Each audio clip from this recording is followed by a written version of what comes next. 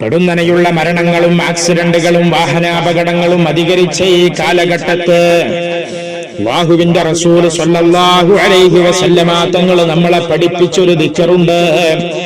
എന്റെ ശബ്ദം ശ്രവിക്കുന്ന സഹോദരന്മാരെ, മുഅ്മിനീങ്ങളെ, മുഅ്മിനാത്തുകളെ, അല്ലാഹുവിന്റെ റസൂൽ സ്വല്ലല്ലാഹു അലൈഹി വസല്ലമ തങ്ങൾ 1500 വർഷങ്ങൾക്ക് മുമ്പ് ഖിയാമത്ത് നാൾ വരെയുള്ള മുഴുവൻ മുഅ്മിനീങ്ങളെ, മുഅ്മിനാത്തുകളെ പഠിപ്പിക്കുകയാണ്.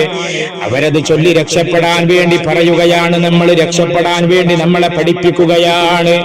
അല്ലാഹുവിന്റെ റസൂൽ സ്വല്ലല്ലാഹു അലൈഹി വസല്ലമ തങ്ങൾ പറയുകയാണ്, വിശുദ്ധമായ ഖുർആനിൽ 2 ആയത്തുണ്ട്. സൂറത്തു തൗബയിലെ അവസാനത്തെ 2 ആയത്ത്.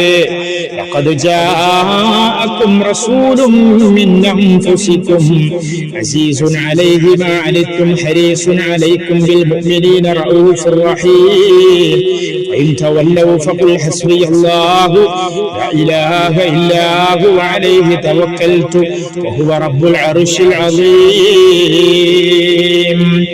ഈ 2 ആയത്ത് ഒരാൾ സുബ്ഹി നിസ്കാരത്തിന് ശേഷം 7 തവണ പാരായണം ചെയ്തു കഴിഞ്ഞാൽ വൈകുന്നേരം വരെ അല്ലാഹുവിന്റെ പ്രൊട്ടക്ഷനാണ്. ലം തുസിബുഹു മുസീബത്തുൻ, ഒരു മുസീബത്തും അവനിക്ക് സംഭവിക്കുകയില്ല. ആ മുസീബത്തിൽ മരണം അടങ്ങുന്ന ഒരു മുസീബത്തും അവനിക്ക് സംഭവിക്കുകയില്ല. മരണം വരെ അവനിക്ക് സംഭവിക്കുകയില്ല. ഈ 2 ആയത്തിന്റെ മഹത്വമാണ്, പ്രത്യേകതയാണ്. ഇതുപോലെ വൈകുന്നേരം മഗ്രിബ് നിസ്കാരത്തിന് ശേഷം 7 തവണ ഒരാൾ പാരായണം ചെയ്തു കഴിഞ്ഞാൽ രാവിലെ വരെ അല്ലാഹുവിന്റെ പ്രൊട്ടക്ഷനാണ്. ലം തുസിബുഹു മുസീബ, മരണമടങ്ങുന്ന ഒരു മുസീബത്തും അവനിക്ക് സംഭവിക്കുകയില്ല.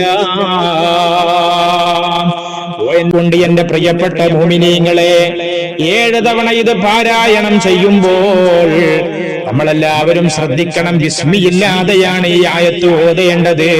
ആദ്യം അഊദു ബില്ലാഹി മിനശ് ശൈത്വാനിർ റജീം എന്ന് ചൊല്ലിക്കൊണ്ട് 7 തവണ അങ്ങ് പാരായണം ചെയ്താൽ മതി.